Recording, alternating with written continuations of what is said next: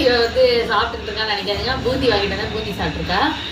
இன்னைக்கு நம்மளோட recipe video தான் பார்க்க போகிறோம். என்ன ரெசிபின்னா, நான் வந்து ஸ்பெஷலாக ஒரு ஃபிஷ் ஃப்ரை பண்ணுவேன். அது எல்லாருக்குமே ரொம்ப பிடிக்கும். கெஸ்ட்டுங்க வந்தால் கூட அது அவங்களுக்கு பிடிக்கும். ஸோ அந்த ஃபிஷ் ஃப்ரை தான் எப்படி செய்யறதுன்னு இன்றைக்கி நம்ம பார்க்க போகிறோம்.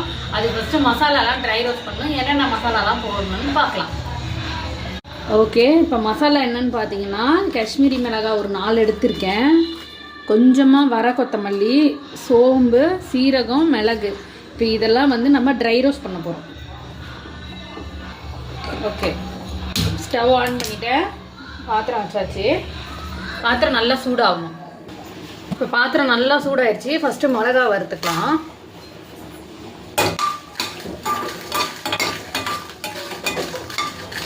மிளகா வறுந்து நல்லா வறுபட்டுருச்சு.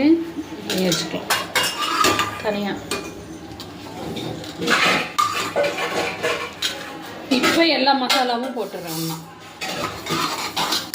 போட்டு நல்லா வாசம் வர அளவுக்கு வறுத்துக்கணும். கலர் மாறணும், இப்போ தான் நல்லாயிருக்கும். ஓகே, இப்போ நல்லா வறுபட்டுருச்சு. இதை வந்து மாற்றிக்கணும் தட்டில்.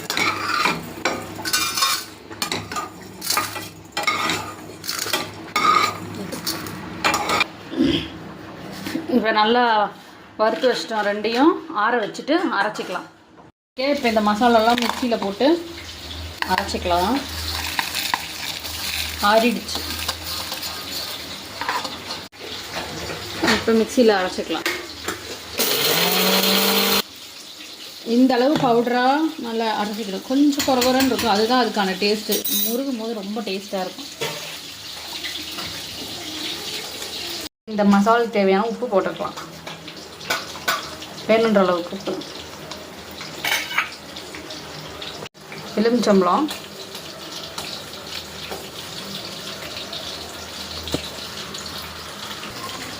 இப்போ ஏற்கனவே மிளகாய் போட்டிருக்கோம், மிளகும் போட்டிருக்கோம்.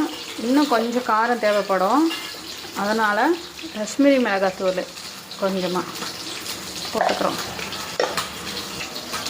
அதுக்கப்புறம் இப்போ மீனில் மசாலா நல்லா ஒட்டணும் அப்படின்றதுக்காக தேவையான அளவு கொஞ்சமாக எண்ணெய் ஊற்றிக்கிறோம் செய்கிறதுக்கு. இப்போ மசாலாவை நல்லா பிரட்டிக்கிறோம் இந்த எண்ணெயிலேயே. தண்ணி வேணால் தண்ணி கூட தெளிச்சுக்கலாம்.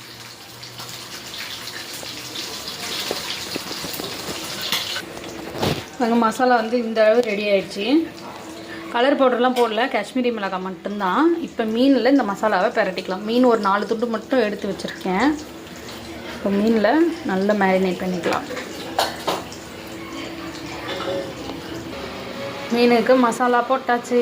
இதை வந்து நல்லா கொஞ்சம் நேரம் நம்ம ஊற வைக்க வேண்டியது தான். வேறு நல்ல மசாலா போட்டாச்சு. இது ஊறுனா சூப்பராக இருக்கும். ஊறட்டும். ஓகே, மீன் நல்லா ஊறிடுச்சு. ஸோ இப்போ இதை எண்ணெயில் போட்டுடலாம். நாளையும் ஒரேடியாக போட்டோம். நல்லா ஊறிடுச்சு.